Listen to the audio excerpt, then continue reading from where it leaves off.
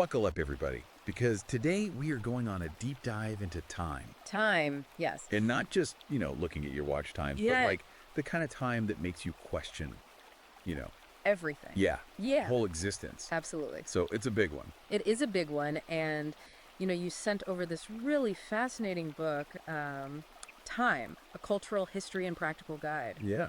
And clearly, you're someone who already thinks about this stuff a lot. Well, I think it's something that we all think about in one way or another, right? Right. Because it is so fundamental to our experience. Well, yeah, absolutely. And as you said, it's not just about checking your watch, it's about how we perceive time, Right. how different cultures have viewed time throughout history, and how those perceptions shape societies and beliefs. Yeah, and even today, right? Like how different those perceptions can be. Oh, absolutely. And it's something that I'm really excited to dive into today. Used to. But I think to really appreciate the complexities of time, we need to kind of strip away. All of our preconceived notions and sort of imagine a world before clocks, before calendars, before any of those things. Whoa, okay, so like starting from scratch. Yeah, going back to the basics. Yeah. Like imagine ancient civilizations, like the Egyptians, for example. Yeah. They relied on the stars and the flooding of the Nile to mark the passage of time. Oh, wow. They actually built these massive obelisks. I was just thinking like sundials or something. Yeah, yeah. Giant sundial. Exactly, giant sundials, Yeah. essentially, Right. to track the hours. That's incredible. I mean, that must have taken so much ingenuity to figure out. Absolutely, and it really highlights how in tune they were with the natural world, Totally. Like their lives were literally dictated by, the rhythms of nature. yeah, the sun and the stars and the river. Yeah. It's amazing. It is, and their concept of time was vastly different from ours, too. Okay, how so? Well, they divided their day into 10 hours of daylight and 12 hours of darkness, Oh, interesting. which was directly tied to the observable cycles of the sun, of course. Makes sense. Yeah. But I mean, it does make you wonder, like, what did that do to their sense of work-life balance? I mean, did they have a completely different... I think that's a fascinating question. Yeah. And it speaks to this, like, inherent cultural bias we bring to our understanding of time. Oh, for sure. What we consider efficient or productive Right. is shaped by the way we measure and value time, which itself is a product of cultural evolution. Okay, so time isn't some, like, universal constant. Yeah. It's really just It's a construct the construct, yeah. built upon layers of cultural and historical influences. That's really interesting. Yeah. Okay, so... So let's move on to another ancient civilization. Okay. The Greeks. Okay. They developed these fascinating water clocks called clepsydras. Clepsydras. Yeah, have you heard of those? I haven't. Tell me about those. So basically, imagine using the steady drip of water What? to measure time. Whoa, okay. Yeah. That's really clever. Yeah. Like, how did they I can't even imagine coming up with that idea. I know, it's pretty ingenious, right? Yeah, it is. And they were surprisingly versatile. Okay. Like, they were used to time speeches in public assemblies. Oh, okay. They were used to regulate market hours. So people couldn't cheat. Okay. Yeah, and even in Roman courts, they played a role Oh. in ensuring a fair allocation of time for arguments. Okay, so they understood the importance of fairly measuring and allocating time. They did. Okay. So even back then, Some things never change. right, some things never change. And speaking of the Romans, right. Okay. They were the ones who brought us the Julian calendar. Oh, the Julian calendar. Yeah. I remember that from history class. Vaguely. Vaguely, yeah. But this was a major step towards standardizing timekeeping Okay. across wider geographical areas. Oh, I see. Okay. And Julius Caesar, a man known for his Order. desire for order, exactly. Right. He pushed for this calendar. To more accurately align with the solar year. Okay. So that was a big step forward. But even still, I imagine at this point, timekeeping is still pretty localized, right? Absolutely, yeah. Back then, each town or city essentially operated on its own time, Right. dictated by the position of the sun. Okay. So you can imagine the logistical nightmare of trying to coordinate anything across long distances. Oh, I can only imagine it would just be chaos. Yeah, total chaos. Yeah. So that brings us to a major turning point in our relationship with time. The Industrial Revolution. Okay, here we go. Yeah, so think about it. Trains needed to run on time. Yeah. Factories needed to operate on precise schedules. Of course. And long-distance communication had to be synchronized. Right. Yeah. So this era gave birth to standardized time zones Okay. and the global adoption of Greenwich Mean Time, Oh, wow. It's a big deal. Yeah, I mean, it's something we totally take for granted now, but like back then, that must have just been like It was revolutionary. revolutionary. Yeah, it must have been like a massive mental shift for people to think of time as this like rigid global thing. Absolutely, yeah. Before standardized time, people's lives were very much governed by the natural rhythms of day and night. Right. The Industrial Revolution brought about this new era where the clock ruled supreme. Oh, yeah. So efficiency became the paramount virtue, and a sense of urgency kind of took hold. I feel like that just like, I mean, that totally makes sense, but that also feels like the start of like a lot of the problems that we have today, I think you're right, yeah. where we just like always feel like we're rushing Yeah. and never have enough time. And That obsession with efficiency and productivity has only intensified, I think, in our digital age. oh, absolutely. Right. 100%. I mean, we live in a world where we're constantly connected. Yeah. Constantly bombarded with information. And like expected to be available 24/7. Exactly. Yeah. So it's no wonder we feel like time is constantly slipping away from us. Yeah, it's almost like a paradox, right? We have all these tools now, like calendars, reminders, all these productivity apps, Yeah, more tools than ever before. but yet we feel more time starved than ever. It's true. It's like time itself is accelerated or something. It's a classic example of how technology, while offering these incredible advancements, right, Yeah. can also create new challenges and anxieties. Yeah. The digital age has brought about this sense of immediacy and instant gratification, Totally. which has, in many ways, I think, distorted our perception of time. Yeah, for sure. Yeah. So are we truly in control of our time anymore, or is it controlling us? That's the million-dollar question, isn't it? It really is. I Yeah. think it's something that a lot of people are grappling with today. Yeah. But before we get too deep into that rabbit hole, Okay. let's kind of step back and consider how different cultures still perceive time in vastly different ways. Okay. Yeah.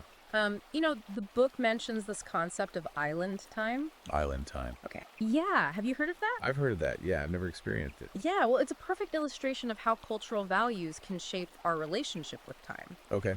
Right. So in some cultures, there's this more relaxed, less schedule-driven approach to life. Right. Which is a stark contrast to the always-on, fast-paced mentality that we often find in Western societies. Yes. Right? Yeah.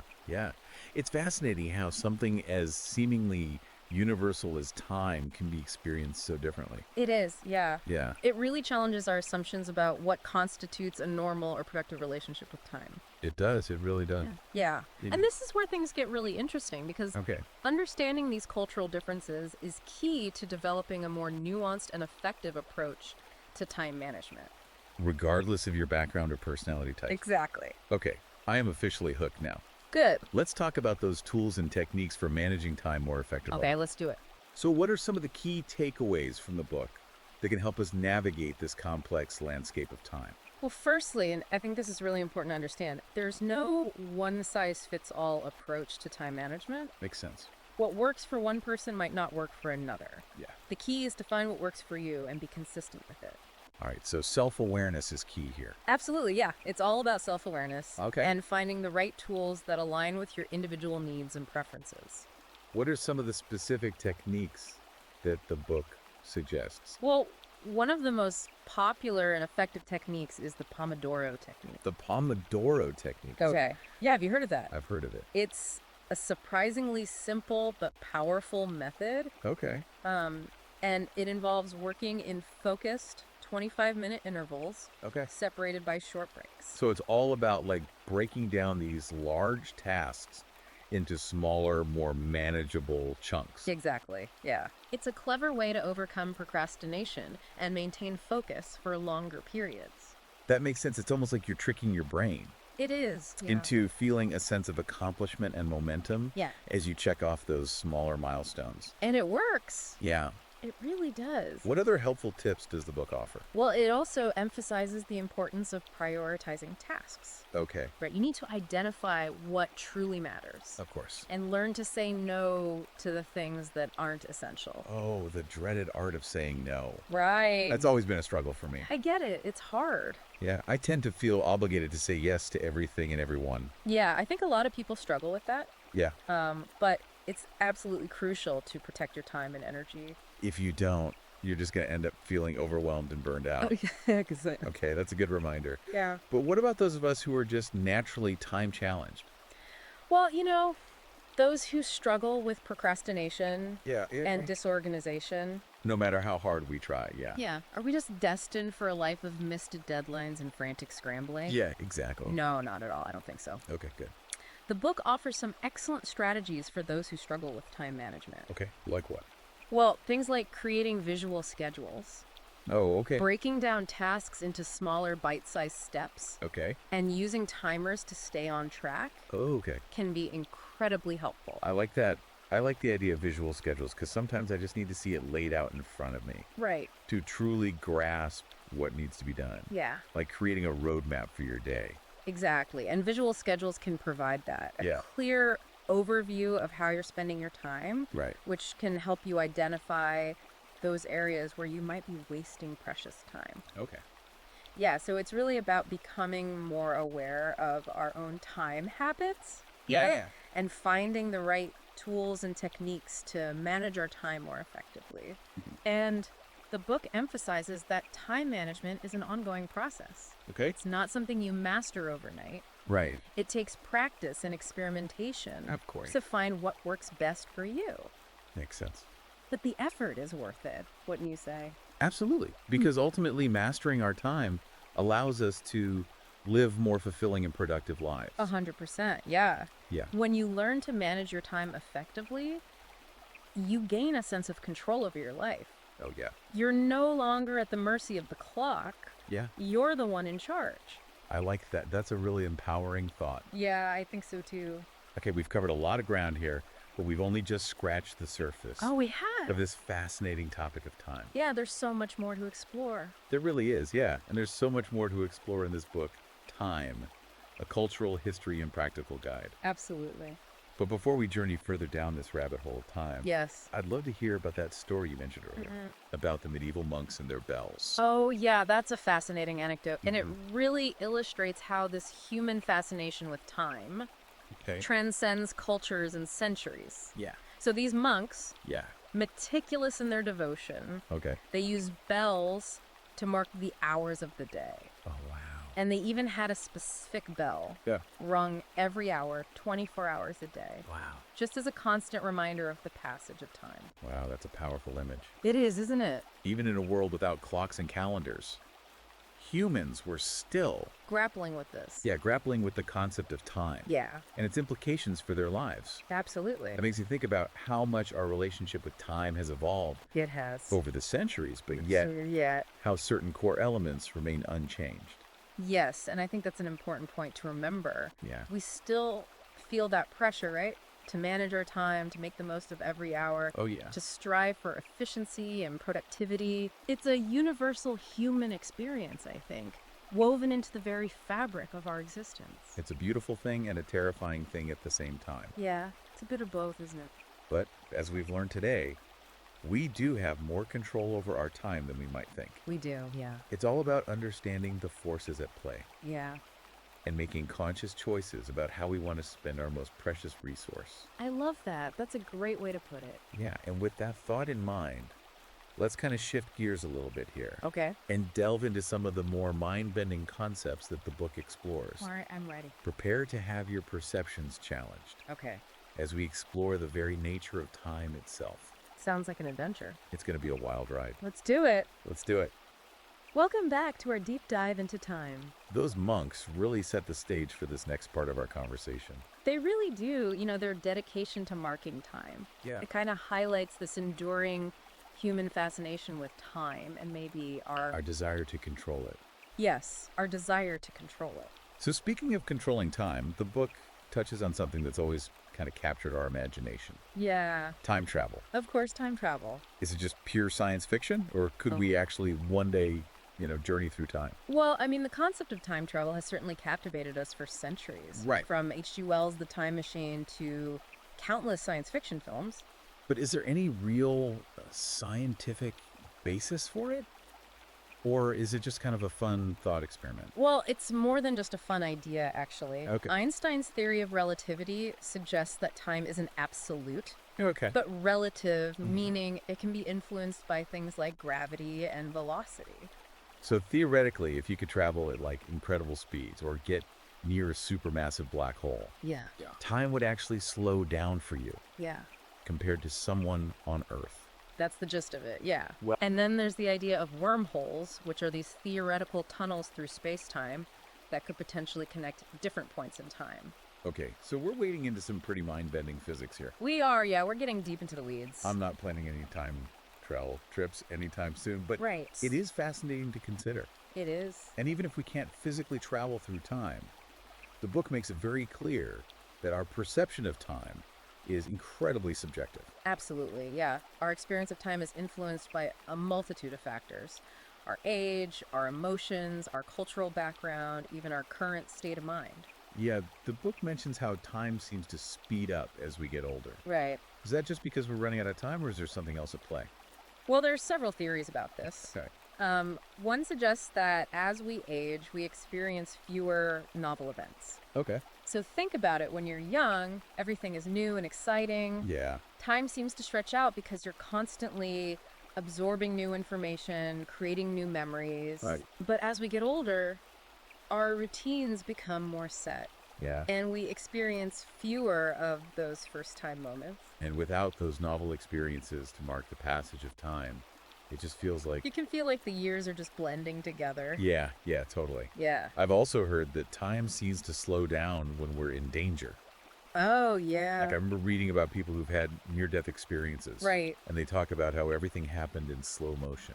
That's a classic example of how intense emotions can warp our perception of time. Okay. So when we're faced with a threat, our brains kind of go into overdrive, Oh, okay. processing information at an accelerated rate. To give us more time to react. Exactly, and this makes it feel like time is slowing down because we're taking in more details. Right, yeah. In a shorter span of time. Makes sense from an evolutionary perspective. Right. It's a fascinating adaptation Yeah. that can increase our chances of survival in those life or death situations. Wow. Okay, that's really cool. So it makes sense. Yeah, it does.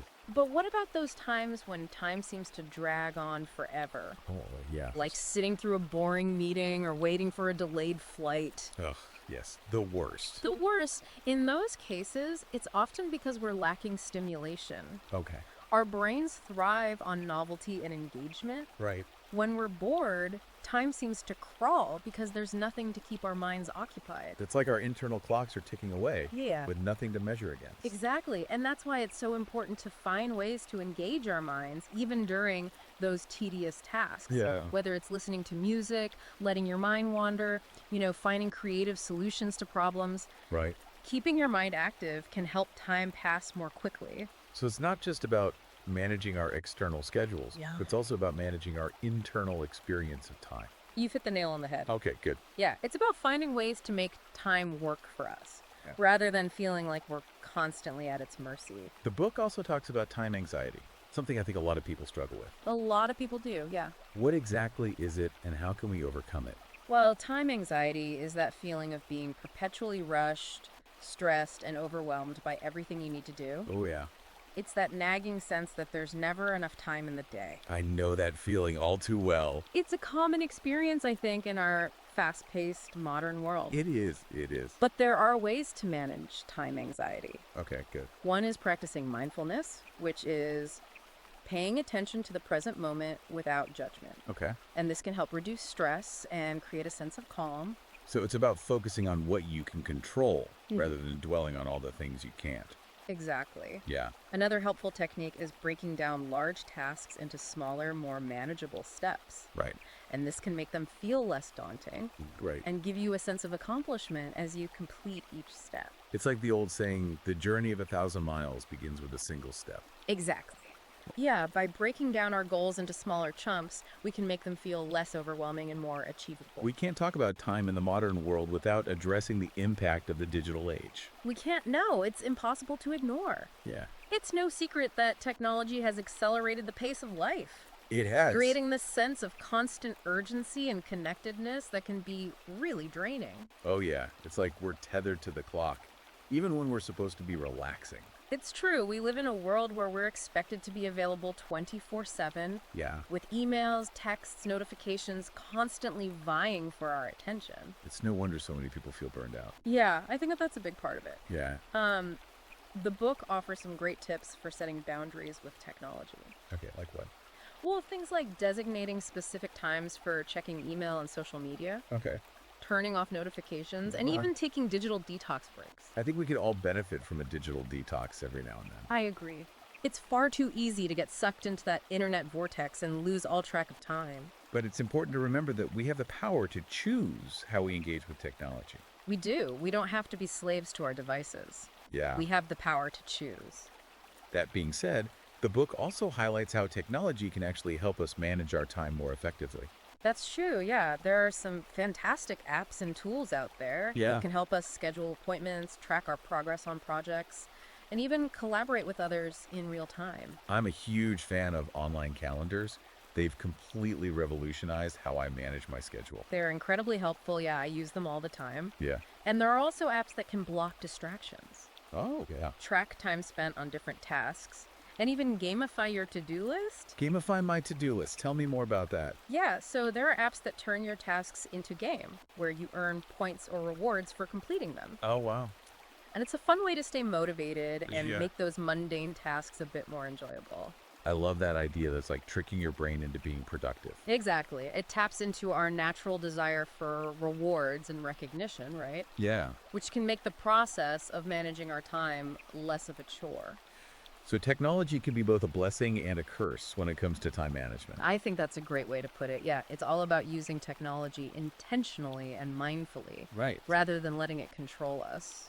And with that thought in mind, let's shift gears a little bit here Okay. and delve into some of the more mind-bending concepts that the book explores. Prepare to have your perceptions challenged All right, I'm ready. as we explore the very nature of time itself. Sounds like quite the adventure. Lead the way. Okay, we're back and ready to dive into like the deep end of the time pool here. Get ready for some serious mind-bending concepts I'm excited. as we explore the very nature of time itself. I'm a little terrified too, but let's do this. Okay. Where do we even begin with something as fundamental as time? Well, the book challenges our common assumption that time is this linear, forward-marching entity. Okay. It points out that this perception is a relatively recent development in human history. Wait, so you're saying time wasn't always a straight line? Not necessarily, no. Okay. Many ancient cultures viewed time as cyclical, Okay. a repeating pattern of birth, death, and rebirth. So kind of like the seasons changing or the cycles of the moon. Exactly, yeah. Oh, okay. And this cyclical view of time is still reflected in many religious and spiritual traditions today. That makes sense. But when did this shift to a linear view of time occur? Well, the transition kind of began with the rise of Christianity, Yep. which emphasized a linear timeline with a clear beginning, creation, Right. and end, Judgment Day. Okay. And this had a profound impact on Western thought. So our modern perception of time is partly rooted in religious beliefs. That's fascinating. It is, yeah, and it was further solidified by the scientific revolution of the 17th and 18th centuries. Okay. Think Isaac Newton and his laws of motion. Ah, Newton, the father of classical physics. Yeah. Didn't he view the universe as this like giant clockwork mechanism? Precisely. Yeah, his work reinforced this idea of time as an absolute and unchanging force that ticked away like a cosmic clock. And that view has dominated Western thought for centuries. It has, yeah. But even Newton's laws couldn't explain everything about time. Okay. Enter Albert Einstein and his groundbreaking theory of relativity. Einstein, the ultimate time bender. Right. I've heard of his theory, but it's always seemed so abstract to me. It is mind-boggling, but let me try to explain it simply. Okay. Einstein showed that time isn't absolute, but relative. Okay. It can be affected by things like gravity and motion. So time can actually speed up or slow down.